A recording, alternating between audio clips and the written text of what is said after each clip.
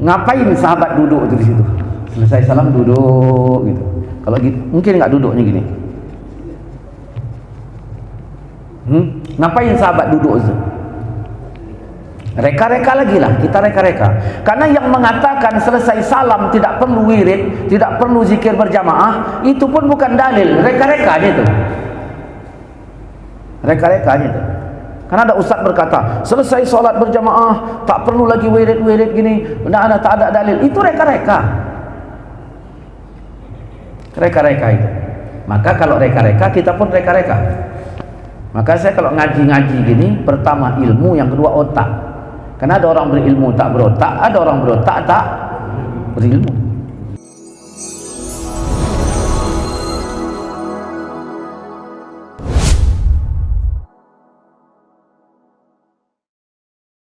Inilah logo Majelis Taklim Al-Qiblatain, dan yang ini channel YouTube saya, Abi Maulana Syarifuddin QT. Yang ini dia ya. Mohon dukungan dan bantuannya dengan cara meng-like, subscribe, and share. Sekian, terima kasih. Sekarang masalahnya ya, mau atau nggak mau itu dulu, ya kan?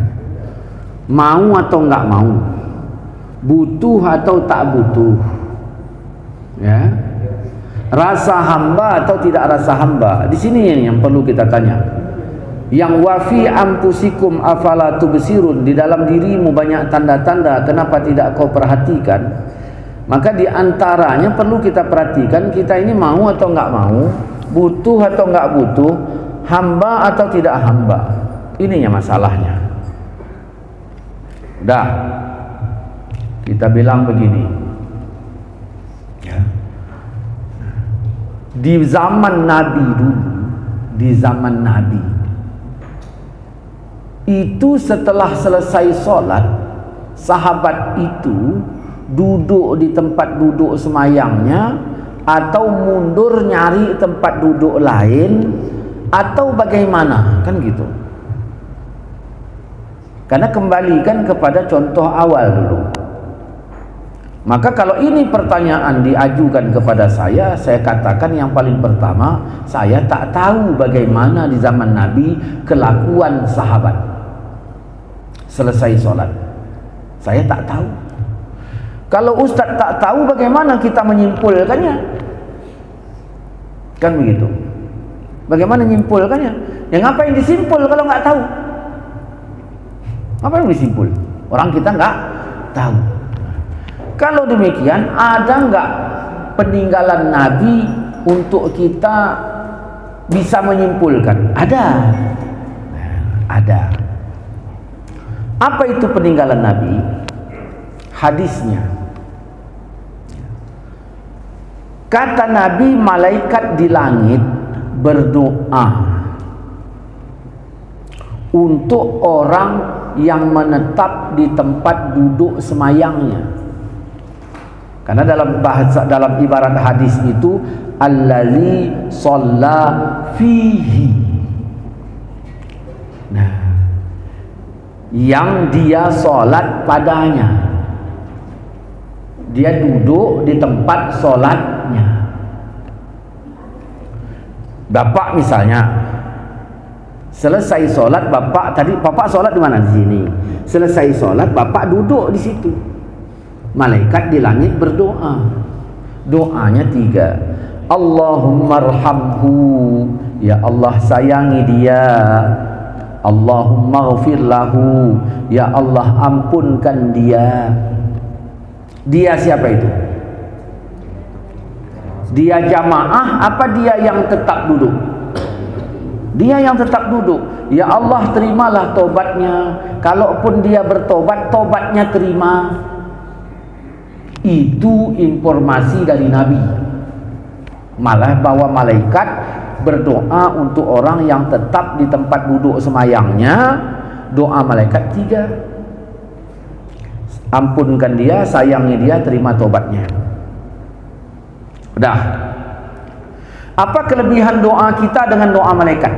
Oh, jauh lebih malaikat. Kenapa? Malaikat doanya di langit, sedangkan kita doa di bumi. Kalau doa kita diangkat, diangkatnya kemana? Malaikat nggak payah diangkat pun udah di langit. Itu loh kelebihannya. Malaikat udah di langit kian. Nah, kemudian kalau kita berdoa, ini kelebihan malaikat ini. Kemudian kalau kita berdoa lagi kepada Allah, kita sendiri kan gitu. Kalau malaikat jutaan. Ya. Datang kita tidak berikan kesempatan untuk malaikat berdoa kepada Allah agar kita dapat 3, gara-gara kita mundur. Duduk sana sama duduk di sini apa bedanya? Nggak ada bedanya, sama-sama duduk. Cuman kenapa mesti mundur? Ya. Inilah bisikan setan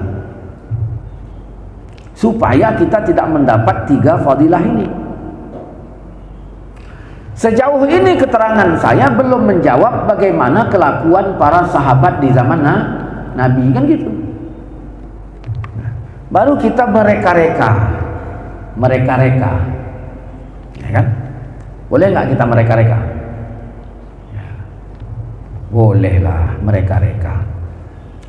Begitu Nabi ngomong kepada sahabat keutamaan duduk di tempat semayang setelah semayang, bahwa fadilahnya besar, jutaan malaikat berdoa di langit untuk orang yang menetap di tempat duduk semayangnya tadi.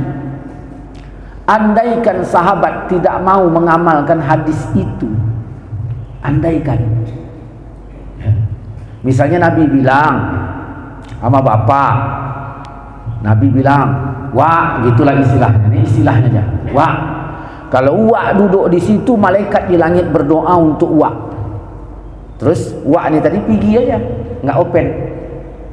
Kira-kira mana lebih disenangi Nabi, wak tadi patuh terhadap hadis ini atau wak cuek terhadap hadis ini? Kan gitu reka-rekanya dulu. Tentu lebih senanglah Nabi, sahabat ini tadi patuh terhadap hadis ini. Baru kita tanya, sahabat itu patuh-patuh apa bangkang-bangkang? Patuh-patuh. Kalau begitu reka-reka kita menjawab, berarti setiap sahabat selesai sholat, dia tetap duduk di tempat duduknya masing-masing. Artinya begitulah yang dicontohkan di zaman Nabi. Para sahabat itu selesai sholat duduk di tempatnya masing-masing. Kan begitu? Dah. Ada nggak sahabat yang mundur? Ada. Sahabat yang tukang kambing itu sebenarnya Sa'labah. Dia yang buru-buru pulang. Gara-gara apa? Ngurusin kambingnya. Nah, terakhir apa kata Nabi? Ya, Nabi kecewa. Sibuk dia ngurus kambingnya, makin banyak kambingnya, 3 lembah nggak muat. 3 lembah. Karena kan Arab dulu kan dia bergunung-gunung, ini ada lembah, 3 lembah udah nggak muat kambingnya tadi, tak terkandangkan lagi.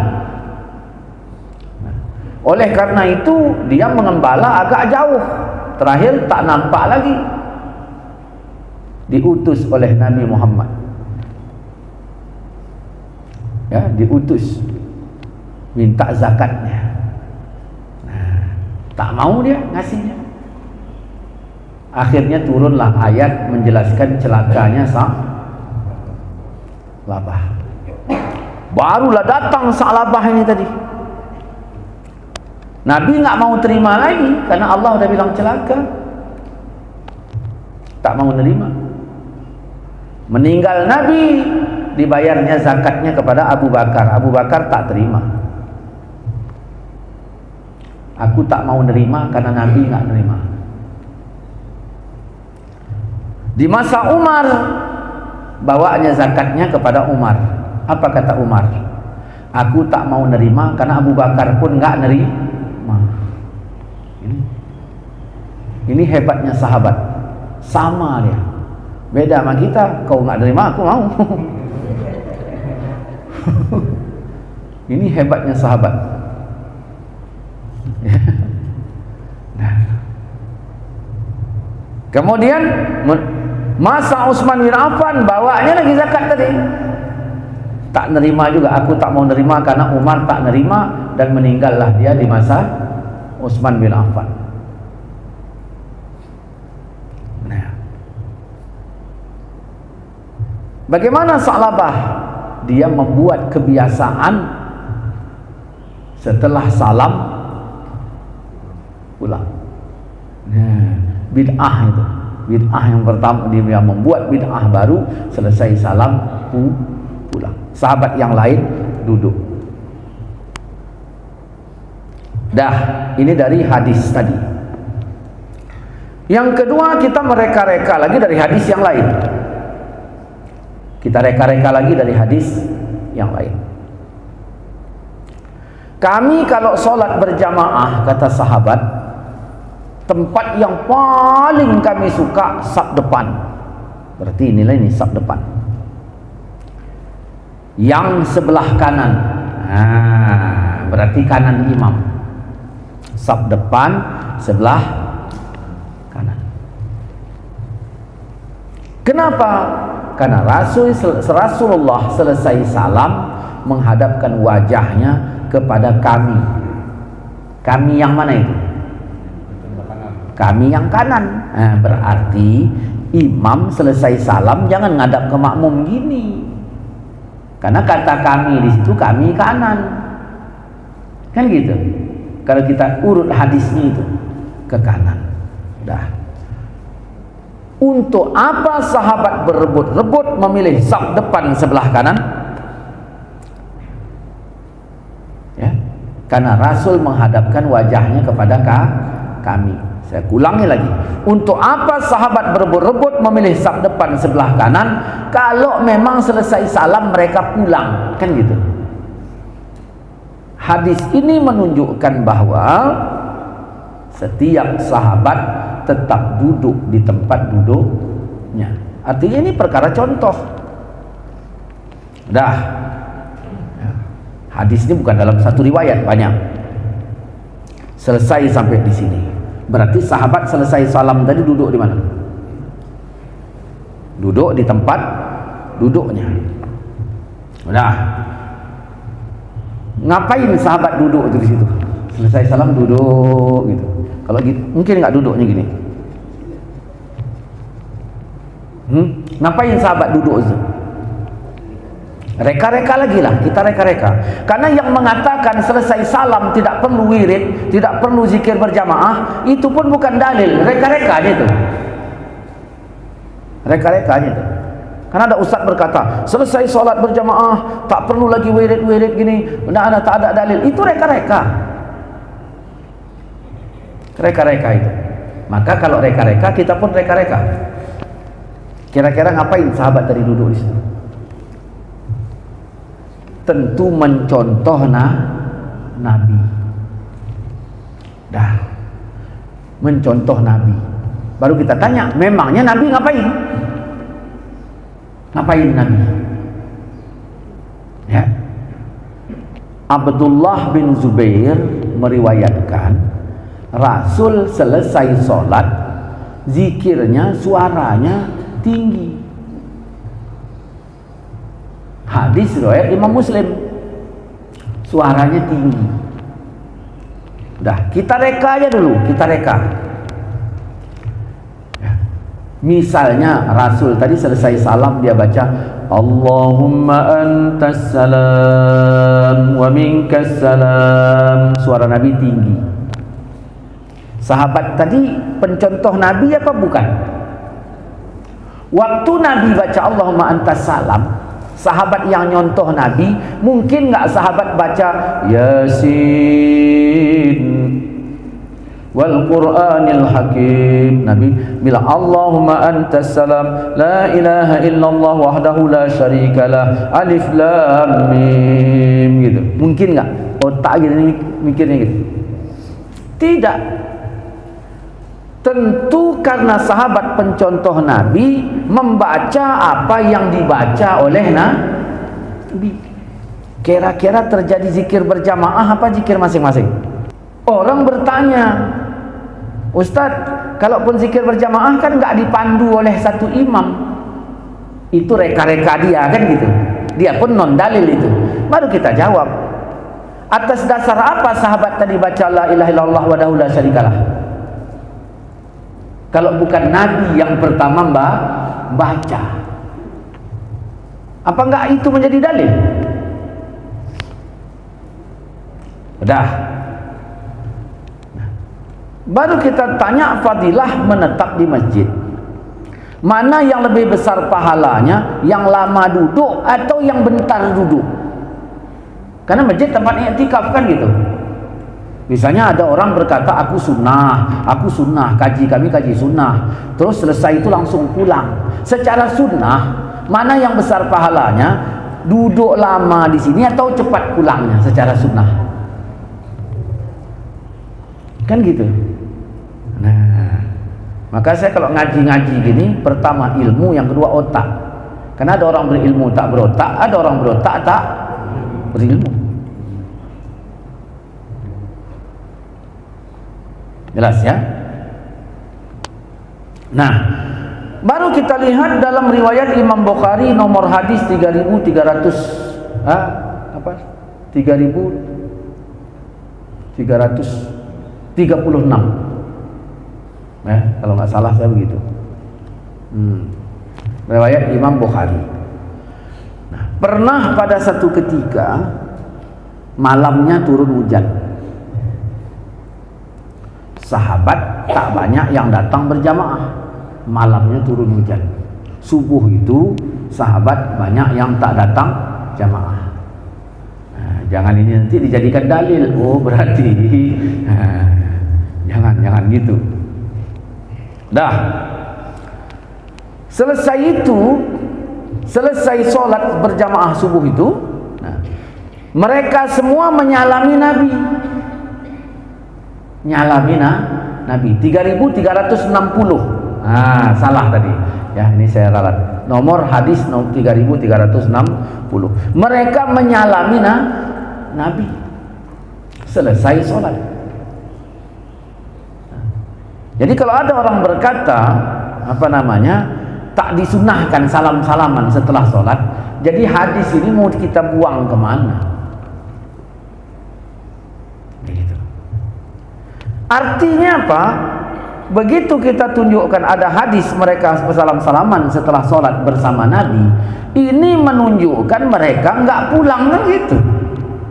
Kita perkuat lagi dalil yang tadi. Baru kita buka lagi hadis riwayat Imam Bukhari dari Ibnu Abbas. Mereka semua ya berzikir dengan suara yang lantang, kedengaran sampai ke jalan. Zaman itu mic belum ada. Zikirnya sahabat kedengaran sampai ke jalan. Dan kita tidak tahu zaman Nabi dulu di Masjid Nabawi jauhnya sama jalan semana jaraknya, kita juga nggak tahu. Katakanlah sedekat ini, tapi kedengaran sampai ke jalan. Kira-kira zikir Nabi itu pelan apa tidak? Yang kedua dari sisi manfaat, ya, apa gunanya zikir kuat? Untuk mendaya gunakan pendengaran terhadap yang baik. Ini kuping ini dengar dangdut udah sering, dengar keroncong, dengar nyanyi ini nyanyi itu udah sering, dengar makian tahap apa udah sering. Tak pula diimbangi dengan suara zikir. Kalaulah di akhirat ditanya, kuping apa aja yang kau dengar? Oh banyak, dangdut sering, pop sering. Dengar zikir pernah nggak? Kata guruku zikir jangan kuat. Berarti kuping ini tidak pernah digunakan untuk mendengarkan yang baik. Makanya waktu Umar dan Abu Bakar zikirnya pelan kali zikirnya. Dalam riwayat Imam Abu Daud, saya baca itu dalam Tafsir Ruhul Bayan itu ya, pelan kali zikirnya. Nabi datang, Abu Bakar, jangan pelan kali suaramu, kok angkat sikit. Nabi nyuruh angkat. Umar kuat kali pula, kelewat kuat. Umar, kau pelankan sikit. Berarti sedang-sedang. Ini yang ma'ruf di zaman Nabi. Kata orang sekarang tak boleh, tak boleh. Berarti kan mengada-ngada. Yang mengada-ngada itu bukan yang zikir jahar, dia yang mengada-ngada, merubah keputusan dari yang ada menjadi tidak ada. Nah, jadi zikirnya itu sedang, jangan kuat kali. Datang orang komplain, berarti Ustaz salah katanya. Salahku di mana? Nah, Ustaz kemarin subuh tu zikir kuat-kuat. Mbok kalau tolol itu tolol agak mikir dikit lah. Yang kuat bukan suaraku, suara mic masjid. Ya. Kan bukan suaraku, suara mic-nya. Aku pelannya. Astagfirullahaladzim, astagfirullahaladzim, astagfirullahaladzim. Cak nggak usah pakai mic, nggak kedengaran. Nah. Dan andai kata kuat pun yang pendengar apa? Ya astagfirullah. Salahku di mana? Kereta King lewat nggak pernah kau salahkan pembawanya, besar kali suaranya. Iya, memang otak-otak King kadang-kadang.